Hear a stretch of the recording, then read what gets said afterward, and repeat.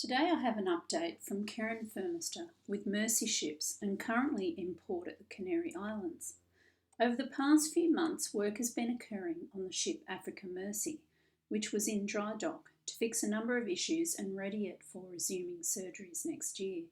The air conditioning and ventilation was off for this 3-month period, which was quite impactful on doing everyday tasks.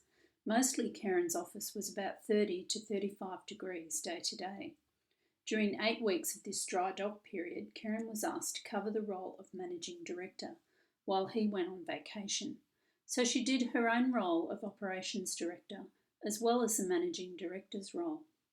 There was much to be done in this period, such as needing to move a large proportion of the crew off ship to onshore accommodation due to noise levels, safety concerns and heat issues due to the dry dock work.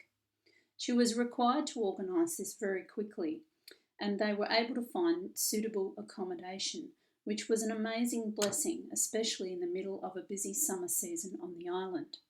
They also had many challenging things occur during her time in charge, such as a flood on ship, multiple issues with staffing and travel, quarantine, visa and immigration problems, 24/7 noise on ship and the ongoing heat.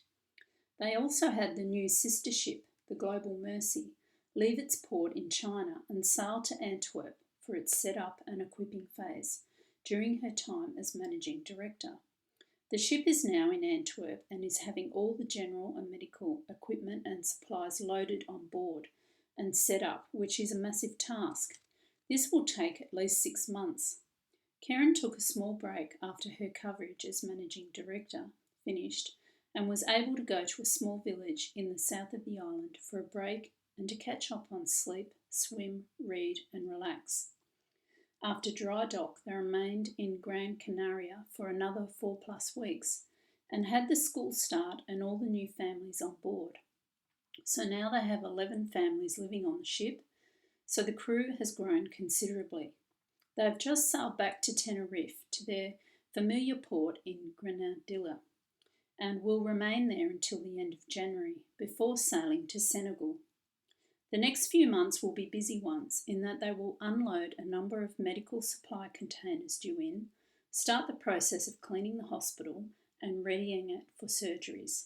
Keren's hospital team will continue to grow over November and December, and training for COVID safety and logistics of running a surgery ship in West Africa will be completed.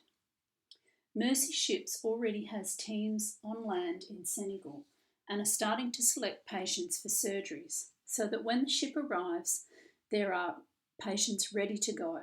So it will be an exciting few months with lots to do. A few prayer and praise points are that God has continued to protect the ship from COVID. There has not been a community case of COVID on board, which is a miracle. That Keren was able to access a COVID vaccination in Spain, another miracle. That dry dock for the ship was successful and the ship has now had the major work done to allow it to go back to Africa in 2022. For a great hospital team, it is continuing to grow and they are all passionate and working well together. For friendships and a home away from home on board the ship. That COVID case numbers have dropped in Canary Islands, which has allowed more freedoms and allowed the crew to get off ship, and that God has maintained and sustained Keren in this busy season. I have printed prayer points as well on the page that's on your table. If anyone wants to know about sponsorship, please see the following link or the link on the screen, which has been set up for fundraising for Keren via Mercy Ships. Keren also says that she so appreciates the prayers and support from Bairnsdale Baptist. She couldn't do this without all of our encouragement and support and joining her in this role and mission. So thank you.